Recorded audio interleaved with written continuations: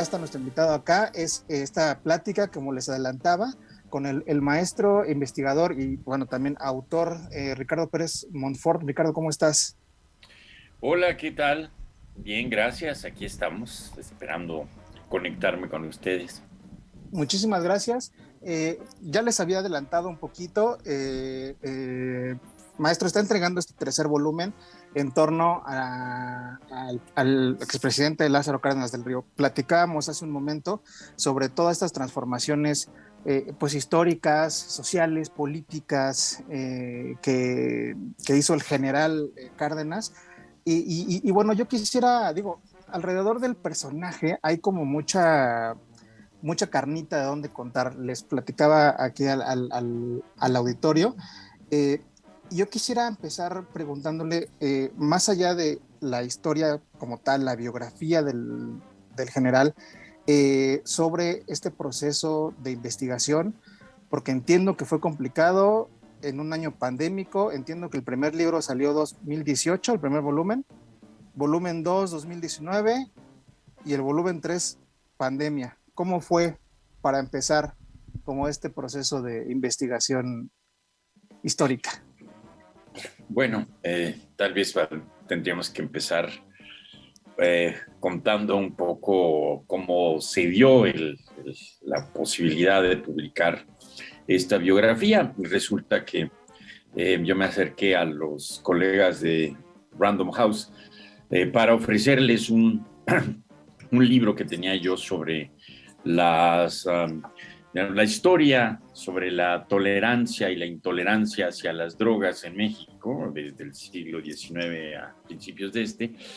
Y bueno, ellos me dijeron, bien, te publicamos este libro, pero el que nos interesa es realmente la biografía de Lázaro Cárdenas, que ellos sabían que yo llevaba ya un rato pues tratando de echar a andar, ¿no? La escritura como tal. Todavía había yo escrito nada más unas partes de esta biografía y de ciertos aspectos del periodo sexenal del general Cárdenas, ¿no? Y pues de hecho a partir de esa primera reunión empecé ya a escribir y a reunir materiales, que ya tenía yo materiales desde hacía mucho tiempo, ¿no? Desde hace alrededor de unos 35, 40 años, ¿no? Que empecé a recabar materiales sobre el periodo y desde luego también sobre el propio general, ¿no?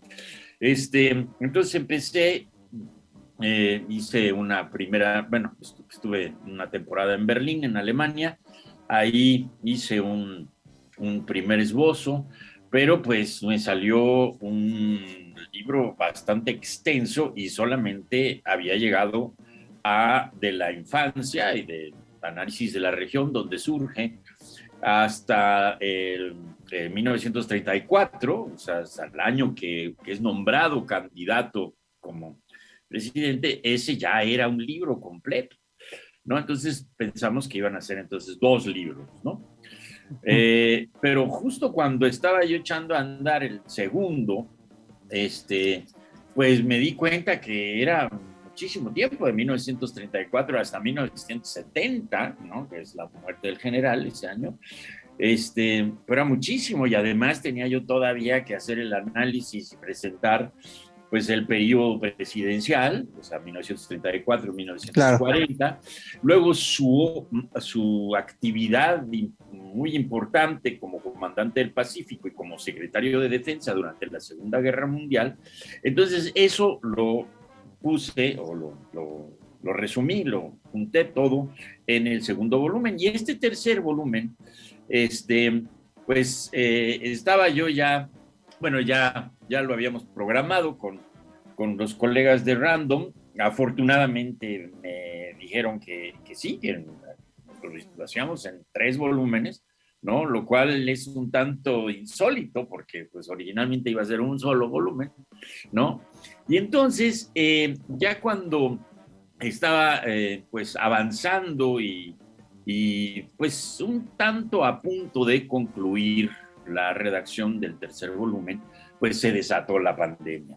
Todavía me faltaban algunas cosas. Yo quería ir a un par de archivos en Europa, en Estados Unidos y sobre todo a Cuba, ¿no? Para revisar archivos allá, pero ya no dio tiempo y entonces pues terminé la redacción prácticamente a finales del 2020, ¿no? Y pues se atravesó el 2021, pero ahora Sí. ya está este tercer volumen, que además la propia editorial tuvo a bien juntar también una buena cantidad de fotografías que me han servido como fuentes importantes, y a lo largo de toda esta investigación ha surgido una gran colección de fotografías.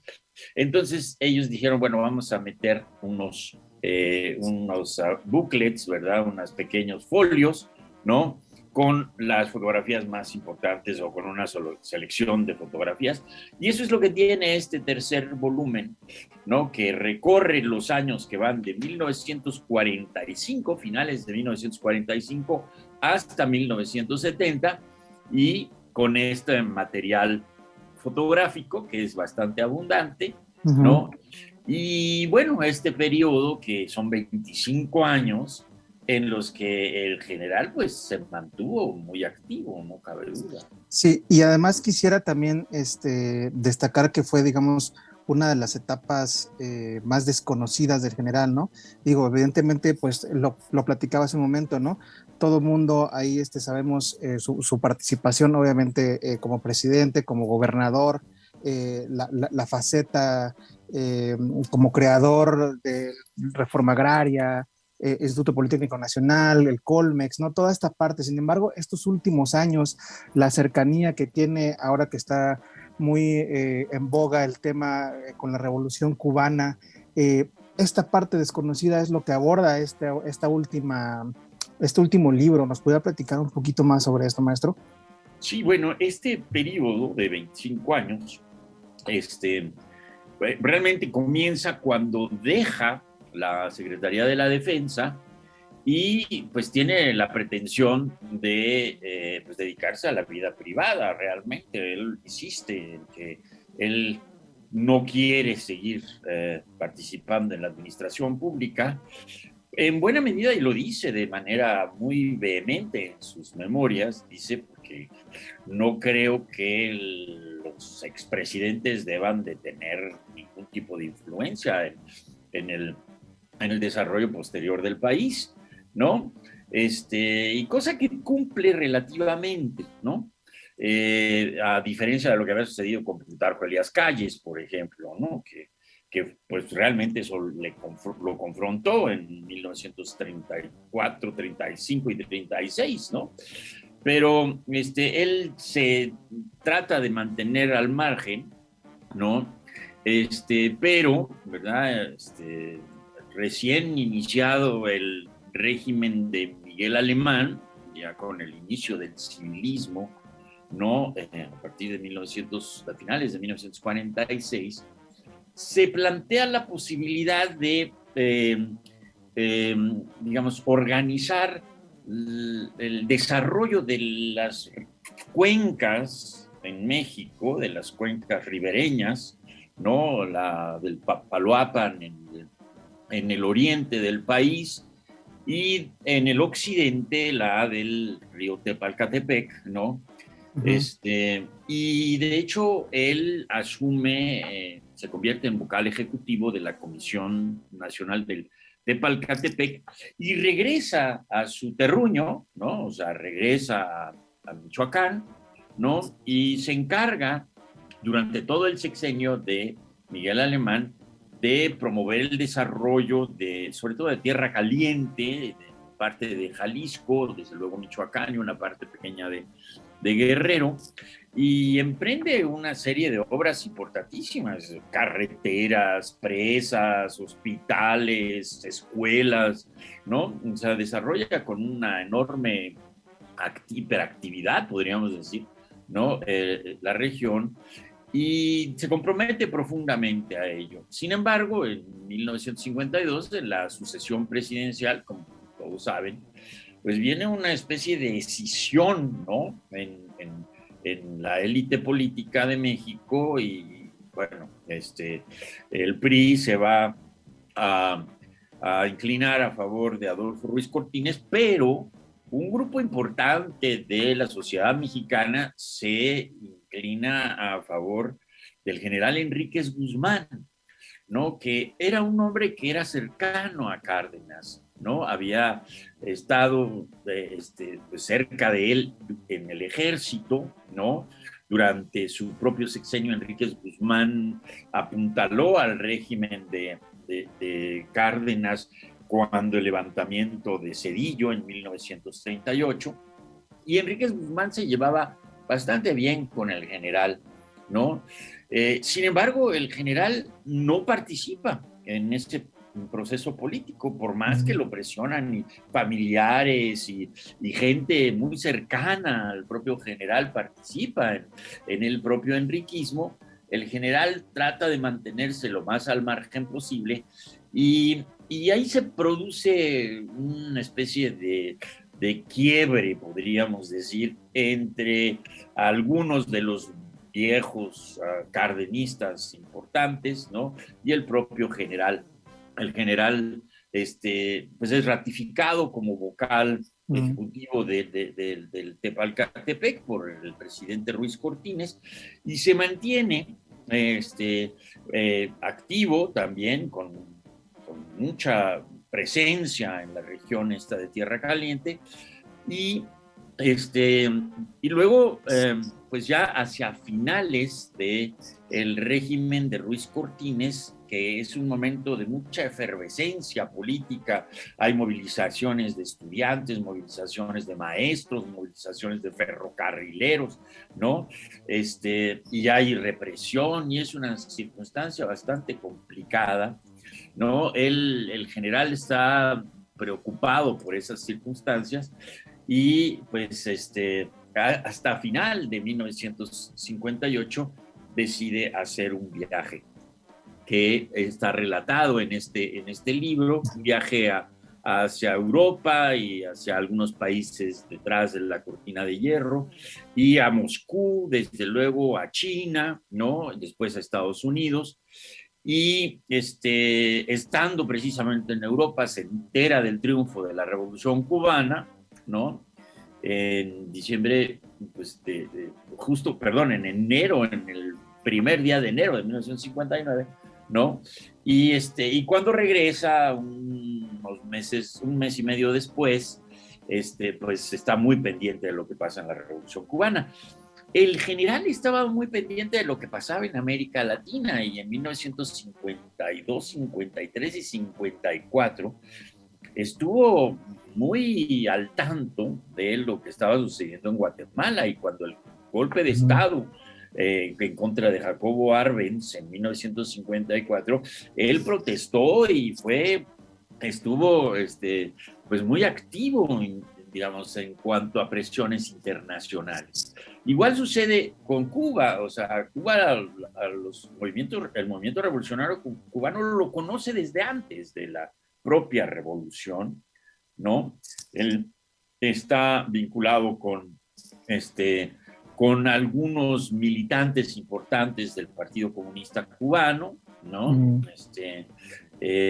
Con Juan Marinello, por ejemplo, que tienen un intercambio constante, sobre todo porque una de los principios fundamentales del general Cárdenas en esos momentos tan álgidos de la Guerra Fría, él lo que trataba, él abogaba internacionalmente por la paz, ¿no?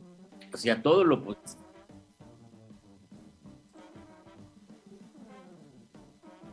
La Guerra Fría no está realmente, digamos, es muy interesante ese momento de Guatemala, pero en 1956, cuando está también negociando la posibilidad de ir a Estados Unidos para ver el desarrollo que han tenido ellos en cuanto a control hidráulico y cuestiones de ese tipo que le van a ser muy útiles a él en la Comisión de Tepalcatepec, en 1956 recibe el premio Stalin de la Paz, que realmente es llamado así el premio Stalin de la Paz porque la sede de la organización que da ese premio está en Moscú, ¿no? Aunque Stalin no tiene mucho que ver en el asunto, pero así se le llama, pues, en ese momento. Y eso le genera conflictos al general, ¿no? En México hay una paranoia anticomunista muy fuerte, desde luego que es una especie de metástasis de la enorme paranoia que existe en Estados Unidos en contra del comunismo internacional, porque Estados Unidos ve al comunismo como su enemigo interno y su enemigo externo, etcétera, etcétera. Y entonces Cárdenas se convierte en una especie de paladín de la paz, por una parte, pero también lo acusan constantemente de tener aficiones comunistas y de que él es un comunista, etcétera, etcétera. Y entonces él trata de aclarar esas situaciones en el periódico y es un debate bastante interesante, ¿no? Después viene lo de la Revolución Cubana, perdón, y ya en la década de los años 60, pues hay, digamos, otra dinámica. El libro pues aborda las relaciones que el general Cárdenas tuvo con el gobierno de López Mateos y después también con Díaz Ordaz. Él muere en octubre de 1970, ¿no? O sea, prácticamente 2 años después de la matanza del 2 de octubre, ¿no? Del 68. Y bueno, pues es un periodo bastante complejo, todos estos 25 años, en los cuales el general tuvo una participación, digamos, intermitente en los debates periodísticos, en el mundo también, en el acontecer internacional, pero desde luego que tiene una enorme relevancia su labor en la Tierra Caliente, en Tepalcatepec, en el río Balsas, ¿no? Entonces, digamos, eso es lo que trata este tercer volumen.